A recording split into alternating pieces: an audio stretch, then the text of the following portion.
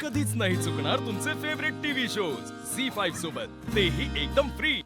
जगन्नाथजी, आत्ताच्या आत्ता आल्या पावली माघारी निघा।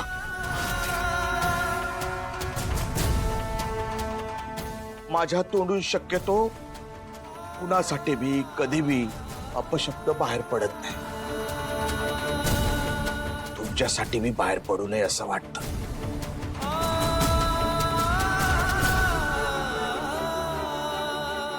रामकृष्ण हरी।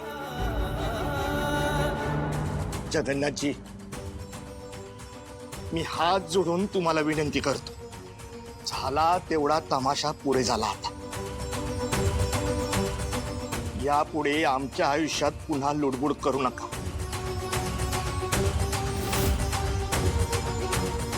तुम्ही तुमच्या लेकीसाठी, तुमच्या स्वार्थासाठी आमच्या गरिबीचा वापर केला। हे एवढं सगळं करवलं तरी कसं हो तुमच्याने?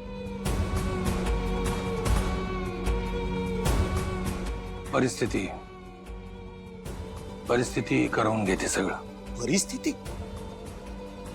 हो, अशी काही परिस्थिती आली तुमच्यावर? कुणाच्या जीवाशी खेळावं लागलं तुम्हाला?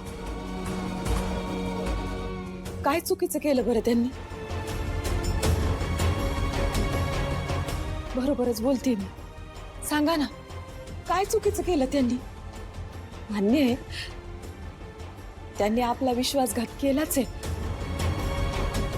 हो, पर त्यांच्यामुळेच तर आपली साऊ, आपला काळजाचा तुकडा आज एवढ्या चांगल्या घरात नांदतीये। नाहीतरी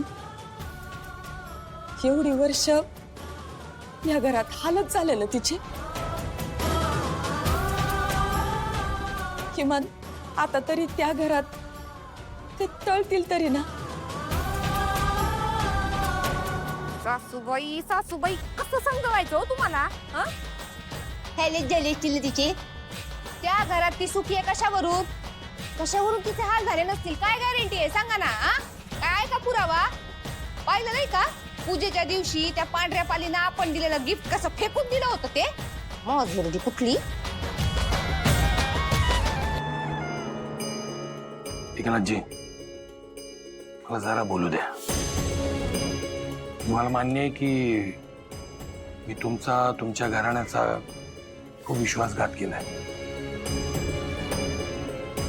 म्हणजे माझ्यामुळे तुमच्या लेकीला त्या घरात किती संकटांना सामोरं जावं लागत असेल याची मला पूर्ण कल्पना आहे। पण एका गोष्टीचा विश्वासही आहे, ती जिथे कुठे जाईल तिथे तिच्या स्वभावाने, तिच्या वागणुकीने आणि तुम्ही जे संस्कार केले तिच्याने ती तिथे स्वर्ग तयार करेल।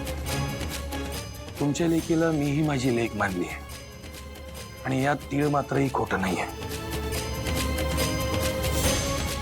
मी आयुष्यभर तिच्या पाठीशी उभा राहणार आहे आणि माझा हा शब्द आहे, जोपर्यंत हा शब्द खरा होत नाही, सावलीचं आयुष्य मार्गी लागत नाही आणि पहिल्यासारखं तुम्ही मला स्वीकारत नाही, तोपर्यंत ह्या उमऱ्याच्या आत मी पाऊल देखील ठेवणार नाही। झी5 ॲप डाउनलोड करा आणि पहा सर्व एपिसोड्स एकदम फ्री।